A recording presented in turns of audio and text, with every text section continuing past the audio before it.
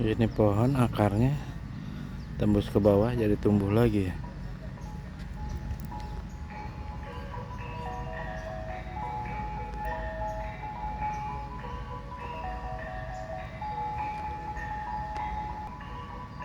Jalan sekitar 300 meter jalan kaki, dan untuk bapak ibu yang perlu toilet aduh depan sana nanti toilet yang terakhir. Sebenarnya kalau bapak sudah nyampe toilet ke atas ya, perlu toilet harus ke bawah lagi. Dan saya akan cerita sambil jalan ya. Kita usahakan nanti jam 10 sudah harus scan. Soalnya kalau bapak ibu molor nanti kita disuruh ikut sesi yang belakang. Oke ya, kita bisa berjalan bersama-sama. Kita.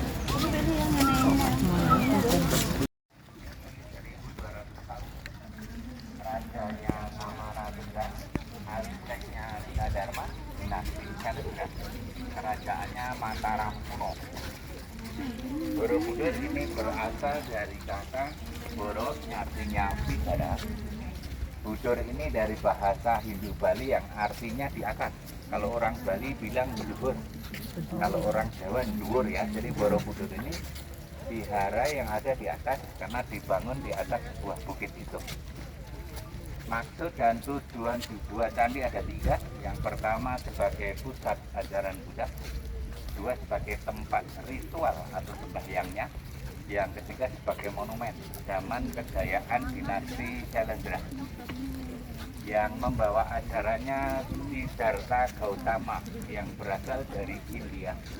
Siddhartha ini dilahirkan di tahun 623 sebelum Masehi. Jadi yang membuat candi bukan Siddhartha ya, tapi ini memuat ajaran-ajarannya saja. Umat Buddha masih memakai candi ini setahun sekali. Nama upacaranya Waisak ya.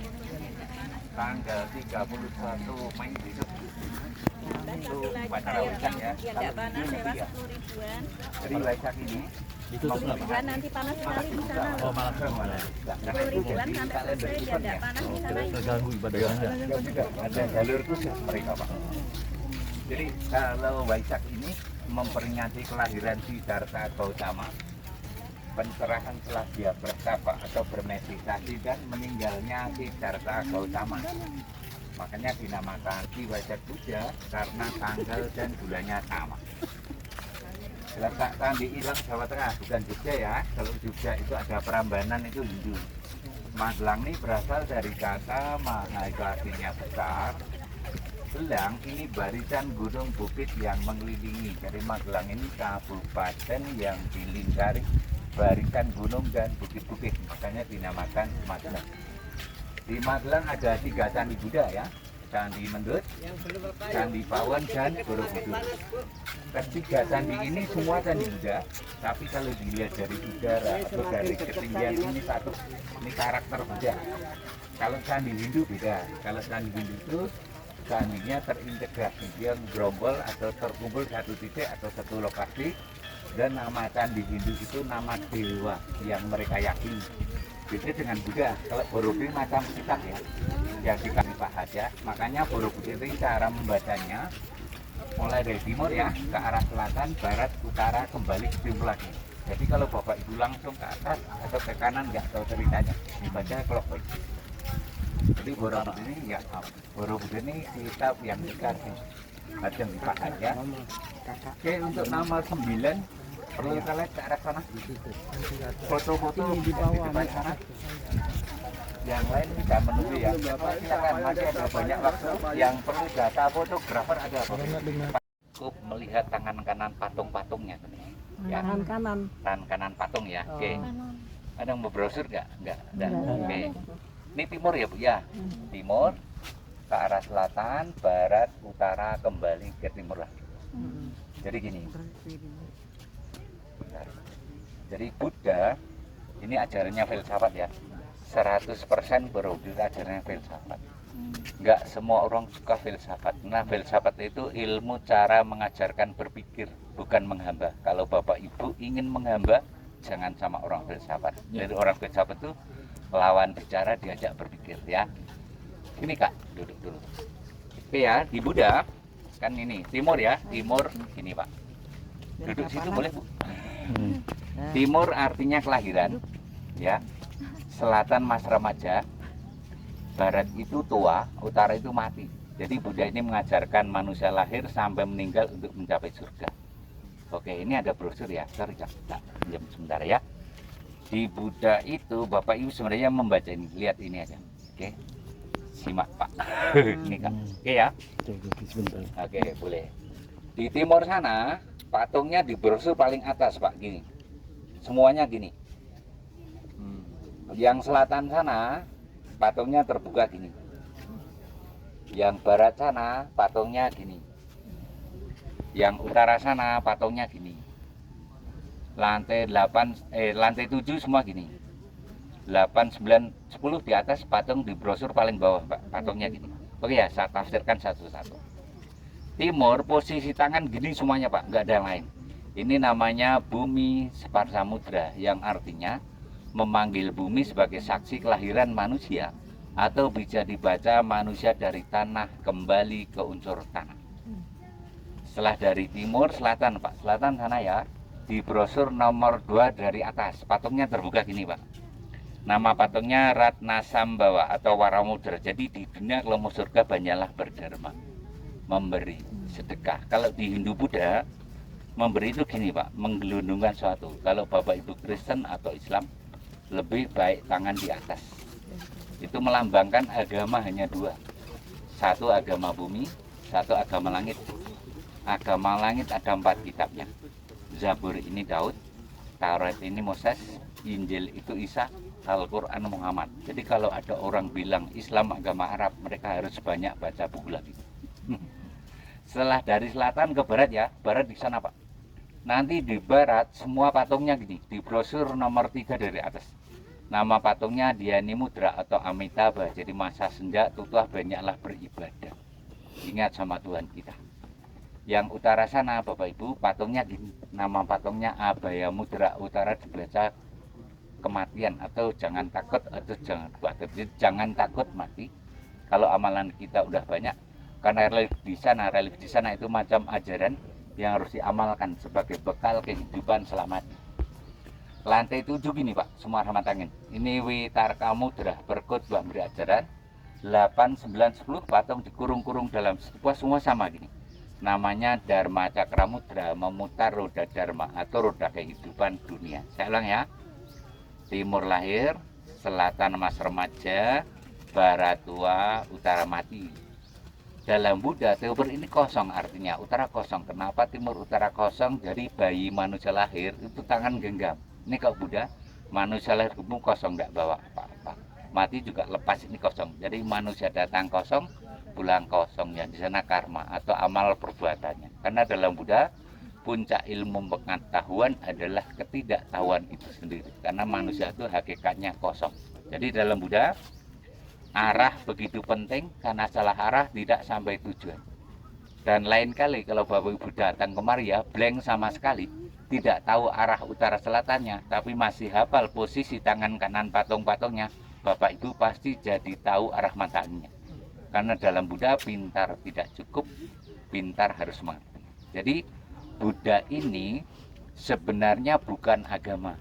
Kalau kita mempelajari kristologi, teologi, filsafat, perbandingan agama, sosiologi agama, Buddha ini bukan agama. Kenapa bukan agama? Karena Buddha tidak menyebutkan monoteis. Tuhan Buddha itu surga atau nibbana, sedang Siddhartha dia pembawa ajarannya. Dia bukan Tuhannya. Terus Buddha itu siapa? Jadi Buddha itu siapapun orangnya, apapun rasnya, apapun agamanya, kalau dia baik, dialah Buddha. Makanya ada budaya. Buddha itu pendaya gunaan akal pikiran dan akal sehat manusia, itu namanya budaya. Jadi Buddha bukan patung, bukan wujud, bukan bentuk, tapi Buddha itu bersifat. Makanya ada berhutang budi, berbelas budi, berbudi luhur seperti itu. Tapi kok di Indonesia dikatakan agama boleh? Karena A itu artinya tidak, agama itu artinya kacau. Kalau Hindu malah dikatakan agama, karena ada Sang Yang Widiwasa. Oke ya. Kemudian Bapak Ibu, ceritanya saya bagi 3 ya.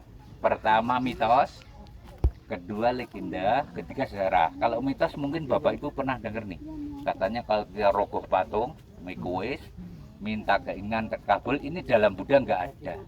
Saya belajar Buddha lama, Pak. Itu bukan Buddha, tapi pariwisata harus punya isu. Kalau nggak punya isu, nggak punya tamu. Tapi maknanya gini, kalau kita mau kita pegang patung ini, misalnya patung ini kan dikurapi cita-cita, ini berusaha keras, bukan karena patung atas turni, bukan. Yang kedua, stupa itu ntar lubangnya banyak, Bu. Kalau satu lubang kagak sampai, pindah lubang lain. Artinya satu cita-cita gagal, jangan putus asa. Masih ada alternatif yang lain. Yang ketiga, menjadi orang bijaksana, melihat permasalahan harus dari berbagai sisi. Soalnya kalau pengunjung percaya itu nanti kita percaya sama batu, sudah punya Tuhan, kenapa minta sama batu ya. Yang kedua, legenda ya. Legenda itu hanya sebuah narasi yang ditulis agar daerah atau tempat itu terkenal. Tapi kalau kita pelajari dari akademisi atau saya nggak dapat ya. Jadi contoh, semalam jadi itu legenda. Lemnya putih telur itu legenda ya.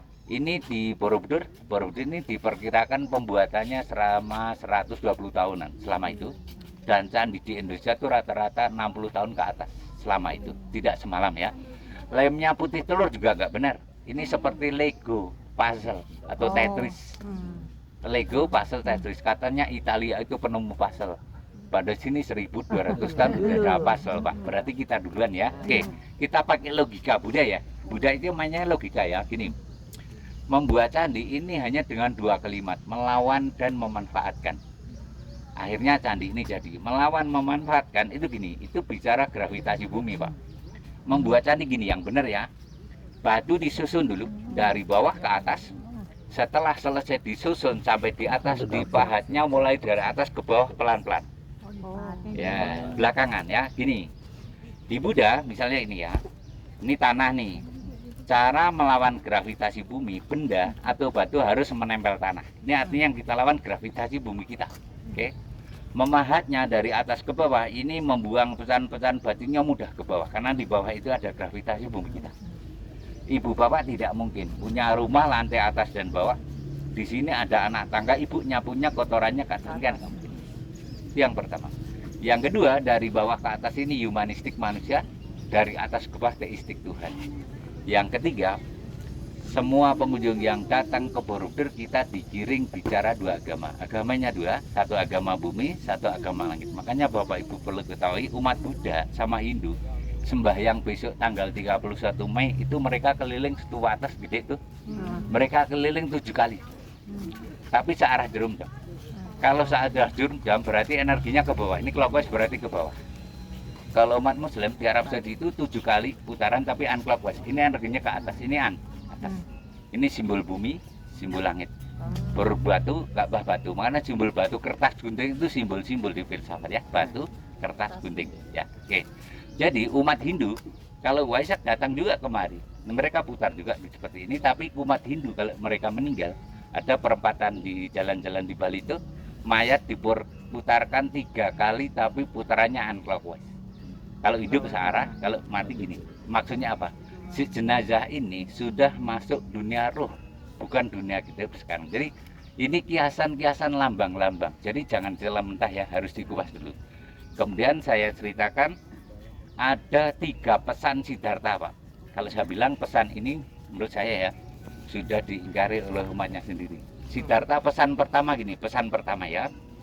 Tolong kalau saya meninggal jangan dipatungkan.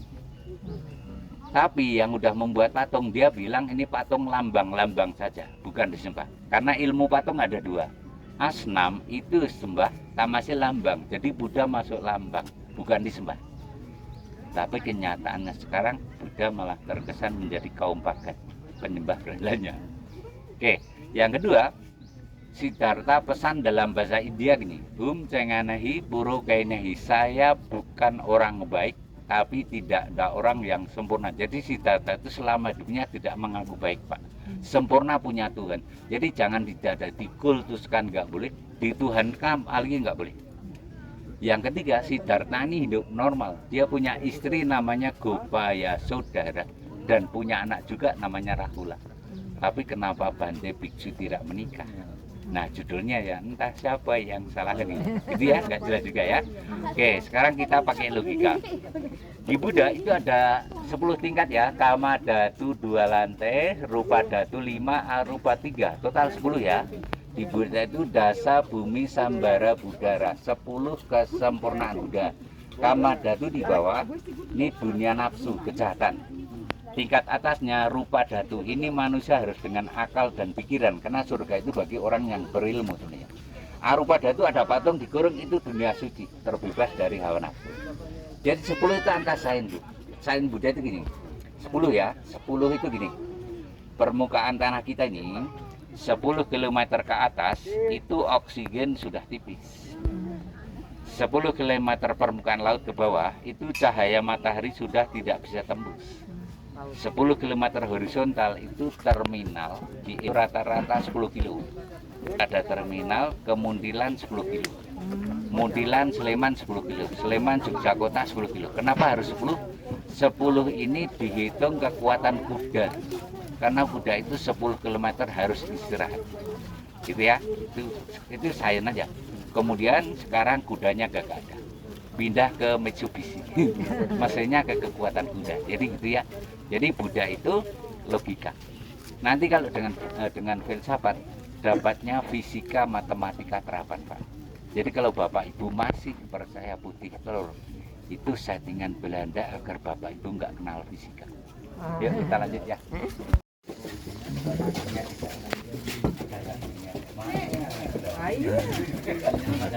Bang Acat.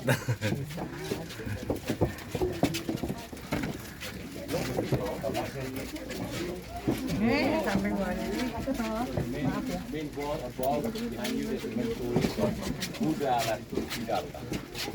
Siddhartha means the last and the greatest Buddha. Get born 2,500 years ago. Dewi Maya itu waktu dia hamil, dia bisa menampakkan diri di tempat yang berbeda dalam waktu yang sama. Kalau untuk saya yang hebat bukan Dewi Mayanya, tapi yang ada di dalam kandungannya, karena masih mengandung Siddhartha ya. Oke, lanjut lagi. Bayangin kalau kemudian Dewi Maya bisa mengobati orang sakit di sini. Oke, kemudian ini binatang buas masuk ke dalam istana untuk memberi anjali atau memberi hormat kepada Dewi Maya. Gambar di sana Dewi Maya menuju Taman Lumbini untuk melahirkan Siddhartha. Proses kelahirannya di sini.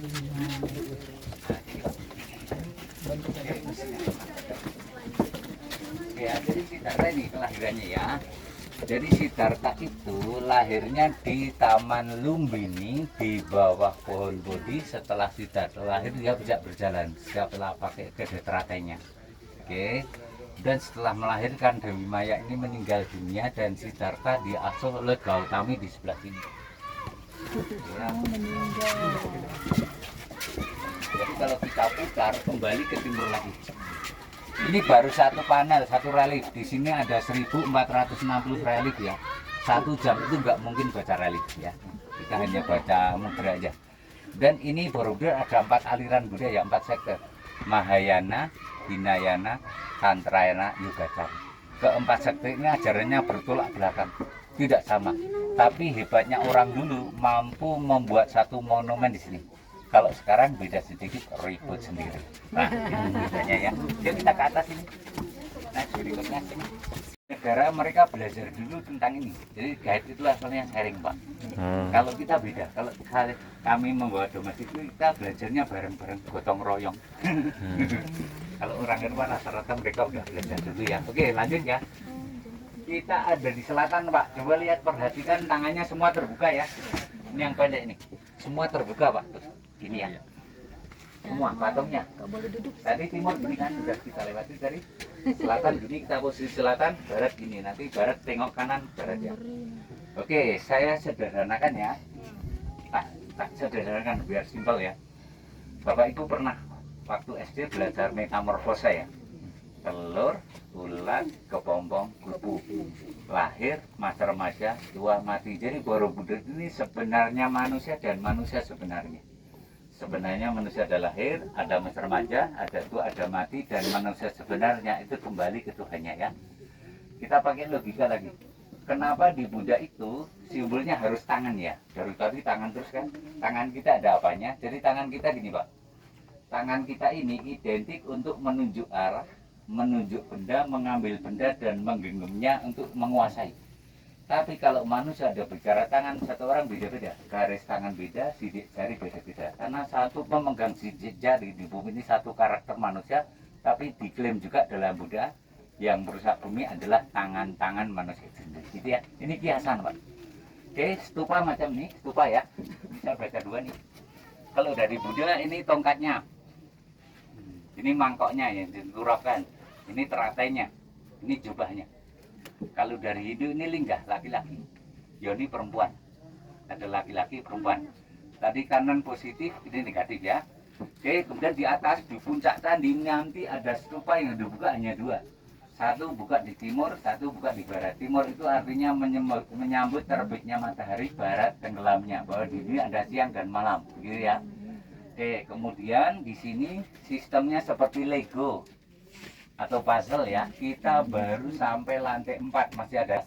Oke, kalau batu baru ada nih, ada pakunya ya. Ini batu baru, Pak. Bekas gerinda ada ya. Jadi membuat candi, batu disusun dulu dari bawah ke atas, memahatnya dari atas ke bawah. Oke, mau prediksi Indonesia ke depan seperti apa ada, Pak? Sini duduk dulu, sabar ya. Gini, Pak. Tak ajak berpikir dulu. Berpikirnya gini. Bapak itu pernah berpikir seperti ini enggak? Kenapa orang dulu bisa membuat ini candi atau candi yang lain padahal dulu belum ada teknologi yang canggih. Dan sekarang tidak bisa buat lagi. Tidak bisa apa-apa ya. Pernah berpikir zaman dulu candinya canggih kan tanpa lem aja bisa tuh. Dulu ilmunya apa kan gitu. Oke ya, ini prediksi ramalan ya Pak ya. Bapak percaya boleh tidak? Nggak apa-apa ya. Ini jawabannya ya. Indonesia sudah ditulis di sini, akan seperti apa sudah ditulis nih. Jadi saya ajak Bapak Ibu masuk kitab Hindu dulu ya. Di Hindu ada kitab yang namanya Purusa. Purusa, yang Hindu ada ya. Purusa, zaman dibagi 5 nih Pak. Karta Yoga, Tetra Yoga, Dwara Yoga, Kali Yoga, Pralaya. Ini emas, perak, perunggu, besi. Pralaya itu kiamat. Kalau di Hindu namanya alam peleburan. Zaman emas, ini keemasan Majapahit dan Sriwijaya. Zaman emas itu semua orangnya masih suci. Jadi minta aja Tuhan kasih. Perak ini seperempat isi negara kita jahat. Dwara ini perunggu, separuhnya jahat. Kali juga itu besi Pak. Semua jahat nanti berda Pralaya. Jadi logika berpikirnya gini Pak. Di zaman Sriwijaya Majapahit, sebenarnya mereka udah pegang besi. Tapi besi untuk apa di zaman keemasan mereka? Besi ini difokuskan untuk bangunan spiritualnya, buat candi di mana-mana. Tapi sayangnya umat Hindu, umat Buddha, sebagian para ulama, para bante, biksu, mereka udah klaim. Kita itu sekarang hidupnya di Kali Yoga, di besi. Dan memegang besi lagi, jadinya apa? Tank, panser, senjata hanya untuk berperang. Jadi paralel itu bisa diartikan perang dunia ketiga juga bisa. Konflik horizontal sebentar lagi di Indonesia juga bisa. Dari kosong, tanah, air, api, udara mengeluarkan bencana untuk menghukum manusia juga bisa. Nah ini ciri-cirinya ya. Nih Pak, ini prediksinya nih. Jika kalian masih hidup di Kali Yoga sekarang ya, nanti kalian akan melihat para pemimpinmu dipimpin oleh nafsunya sendiri-sendiri. Dan pemimpinmu itu akan memperebutkan 3 hal saja. Padahal dia nggak dapat apa-apa. Yang diperebutkan para penguasa ini 3 ya. Berebut benar, berebut unggul, dan berebut pamrih. Dengan menghalalkan segala cara. Kalau berebut benar, nanti merubah undang-undangnya. Di pengadilan itu nggak mungkin selesai. Karena masing-masing mencari pembenaran. Berikutnya, jika kalian masih hidup di Kali Yoga, nanti kalian akan kesulitan mana membedakan lawan dan temanmu karena musuh kamu adalah bangsa kamu sendiri. Berikutnya, jika kalian hidup di Kali Yoga, jika ada orang beda pemikiran, beda pendapat, kita tidak pernah didekati untuk jadi teman berpikir, tapi kita malah dianggap musuh. Dikritik nggak mau Pak, biasa langsung ngancam. Seperti itu ya. Jadi ada batu, kertas, guntingan. Batu Ka'bah itu batu, ini batu. Kertas itu Weda, Tripitaka, Injil, Al-Quran sudah ditulis kertas nih. Gunting itu Kali Yoga. Jadi kalau kitab Tuhan ini manusia berani memotongnya, nanti karma-karma akan ada. Potong ditarik. dipotong, dibunuh pendetanya, difitnah ulamanya, dipotong, dirusak kitab sucinya, atau dipotong kitab suci itu ditafsirkan sesuai nafsunya para penguasa. Ini kalau dari agama bumi ya, saya ambil dari langit ya. Ada yang muslim kan, di UIN ada PA perbandingan agama, ada fakultas itu ya. Ini bumi 5 Pak, langit 5 juga nih. Langit 5 ya, nih. Zaman Nabi atau Rasul, Khalifah, Raja-Raja, Menteri, Perdana Menteri, Presiden, bagian baru kiamat. Nah kita di sini Pak. Jadi sejarah itu hanya beda pelaku. Makanya sejarah akan berulang. Seperti itu ya. Oke lanjut sini Pak, jalan lagi. Berarti Bapak di selatan nih. Tangan kanan ya, tangan kanan patung ya. Geser kanan, kita ke arah barat Pak. Cepetan. Ya, Cepetan. kita kanan langsung barat. Nah ini barat. Nah sini Pak, duduk sini boleh. Nih barat nih Pak, seperti itu. Oke ya, barat beda kan? Oke, ini barat Pak. Oke, kita mulai pakai sains ya, kalau fisika ya. Ini Pak, ini cara melihatnya. Ini Pak, ini titik 0 ya Pak ya. Ini titik 0 ya. Ini cara. Kalau aku geser sini, ini arah selatan. Tangannya terbuka semua situ ya. Oke, ini masih 0. Aku tarik ini arah barat. Oke. Jadi arah matanya itu bisa dicari di mana saja. Dari sini dapat utara selatannya, di puncak gunung juga dapat, di Mekah juga dapat, di katedral juga dapat. Arah matanya bisa dicari di mana saja ya. Oke, perlu dipahami Bapak Ibu, yang di barat reliefnya enggak sesuai. Yang di barat nih reliefnya pada bersujud sesuai nih ya. Ini bersujud. Tadi yang selatan itu tentang memberi semua. Kalau di barat tentang meditasi ya, ini Medan. Nih bersujud ya. Oke, ini ada satu lagi sini. Oke, seperti di Tibet ya. Di Tibet kan gini Pak. Kan gini ya, terus gini sujud, ada lagi. Muslim nama kan? Seperti itu ya. Oke, ini telah jatuh sini. Ini penuh air mancur ke sudut sana berikutnya. Jadi ini zaman emas itu semua orangnya cerdas karena kasih bisi Tuhan langsung.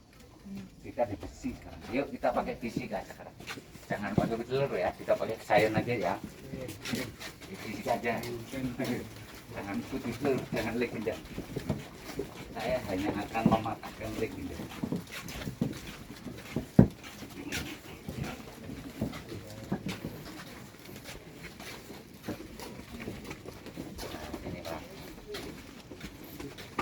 Ini teh ya, batu teh ini.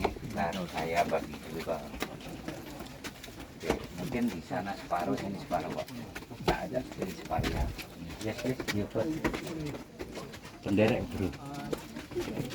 Ini Muhammad. Ini Pak. Mungkin di sini 7 atau 8 orang sini. Yang lain gitu.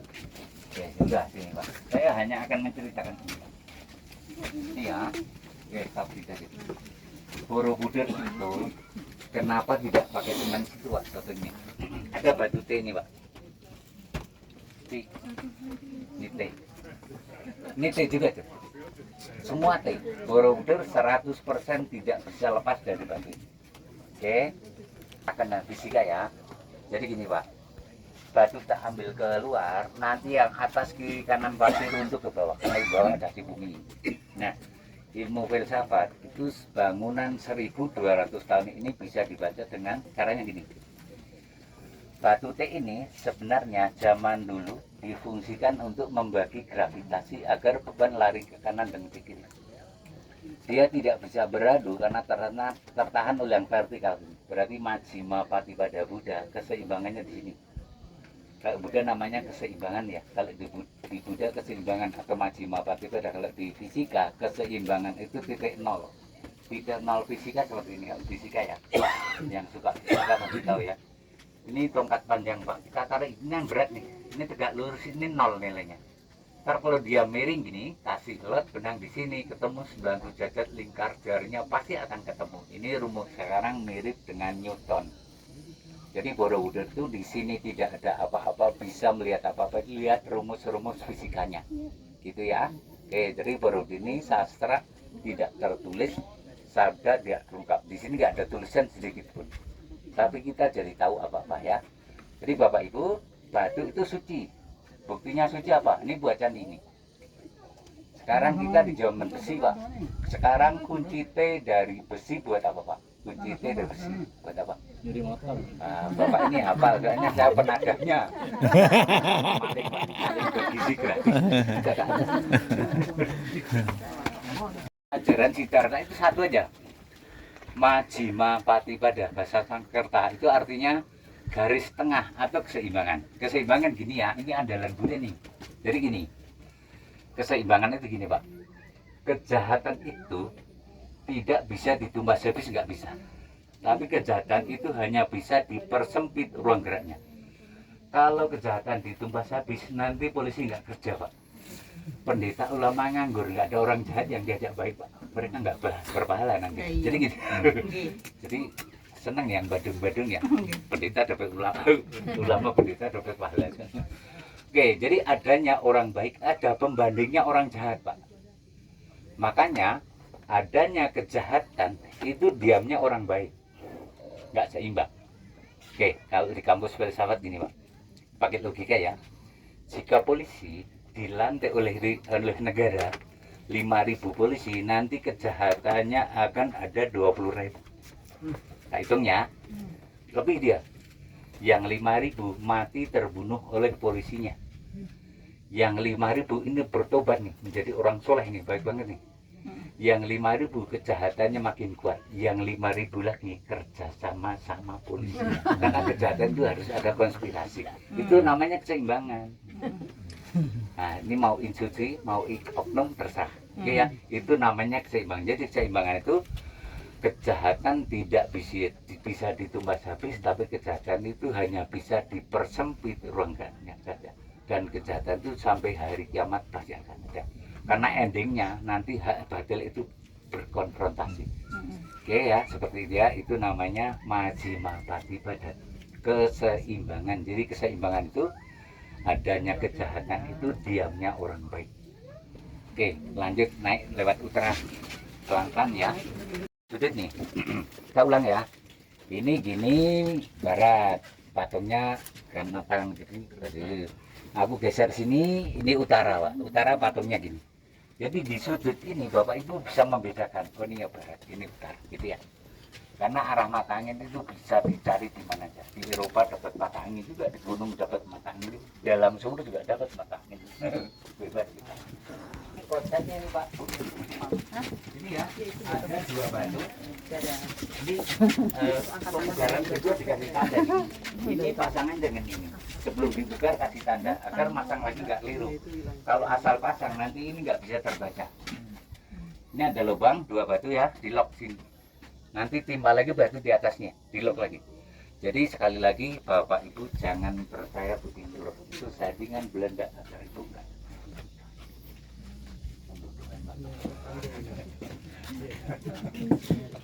Dengan MBG ya? Iya. Oke, kita sampai lantai 6 ya. Lantai 7 nanti beda lagi, Pak. Nah, di sini itu arah penting ya. Pak, penting itu arah. Arah itu. Kalau di Buddha itu simbolnya singa, Pak. Di Hindu nanti, terbawa tetapi ya. Oke, ini 2 patung singa. Ya, 2 patung singa ini, Pak. 2 patung singa ini menghadap ke atas itu menjaga surganya.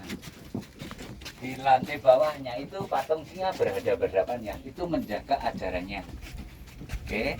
Di halaman bawah itu patung menghadap membenya itu menjaga bangunannya. Saya ulang ya. Di sana 2 patung itu, 2 patung kiri kanan ya di bawah itu menjaga bangunannya. Ini menjaga ajarannya. Di samping kanan kiri saya ini menjaga surganya. Jadi di Buddha itu arah begitu penting karena salah arah tidak sampai tujuan. Arah kita kemana ke atas. Stupa yang gede itu diameter 9,9 meter. Siapa ini sifat 99. Oke. Ini tangannya gini semuanya. Ini Pak yang putih. Ini ya. Mau tahu Tuhan Buddha? Ada yang muslim ya? Nih. Tuhan Buddha kan? Ini lah. Tangan Bapak ini yang dari Singapura ya. Nah, hanya gini aja nih. Ini Tuhan Buddha Pak. Gini. Nah gini aja ya. Nih tak kasih tahu. Ini lantai 7, Pak. 7 itu bahasa Jawa. Tahu? Pitu. Pitu ya, nih. Pitulung, pertolongan, pitutur, petunjuk, pitutur nasihat. Oke. Nah, di atas itu ada 72 stupa. 72 itu artinya bumi, karena 72% planet bumi air, 28 daratan. Di Buddha mudah untuk menyebumi yang 28 daratan, pakai abjad yang 28. Abjad 28, Pak. Apa itu? Yang 28 apa? Jawab 28. Betul. Hijaya itu jumlahnya 28. Sekarang kita baca dengan hijayahnya. Ini ya. Ini aja, Bang. Ini alif, lam hak, jadi apa? Ya. Allah kan? Tapi abang jangan percaya karena ini hanya tangan, tapi tangan yang membuat Allah. Itu filsafat. Jadi filsafat itu ajaran sebuah relativitas. Benar menurut siapa dulu? Karena masalah paling benar jadi masalah. Jadi barang siapa banyak membaca buku, dia merasa bodoh. Dan orang tidak pernah membaca, dia merasa benar dan pintar. Jika iblis tidak mampu membuatmu jahat, iblis hanya akan membuatmu merasa paling benar dan paling pintar. Itu sifat. Ada yang kita angkat 8.